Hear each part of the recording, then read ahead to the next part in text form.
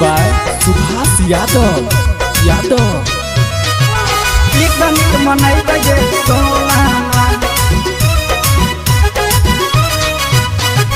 घरवा से जल्दी आइया पटना ले जइबो गे सोनामा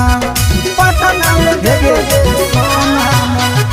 घरवा से जल्दी आइया बोला घर घुमैबो गे सोनामा अइया नया साल मनैबे गे सोनामा अइया पिकनिक मनैबे गे सोनामा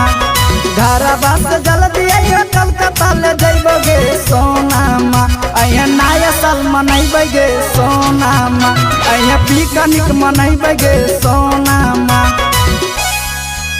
अइया नया साल मनैबे गे सोनामा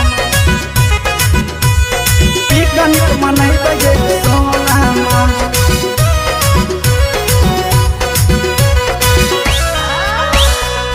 अइया नया साल मनैबे गे सोनामा भोरे उठ के लिखिए जानू हैप्पी न्यू ईयर तोरा ले मंगाई बोडियर झारखंड से दियर हे गे भोरे उठ के लिखिए जानू हैप्पी न्यू ईयर तोरा ले मंगाई बोडियर झारखंड से दियर चौकवा पया के जानकारी होंगे फौनमा चौकवा पया के जानकारी होंगे फौनमा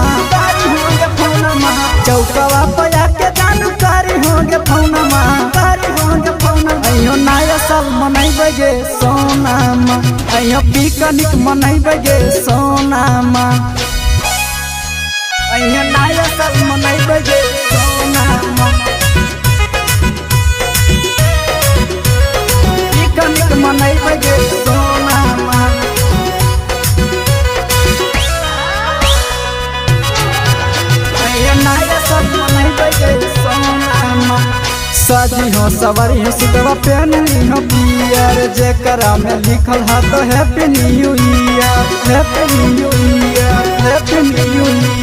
सजी हो सवारी हो सिटवा पहनली हो पियर जेकरा में लिखल है तो हैप्पी न्यू ईयर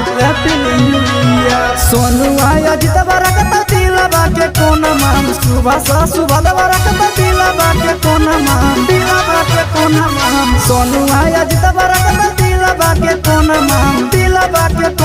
ये नया साल मनैबे गे सोनामा अइया पिकनिक मनैबे गे सोनामा।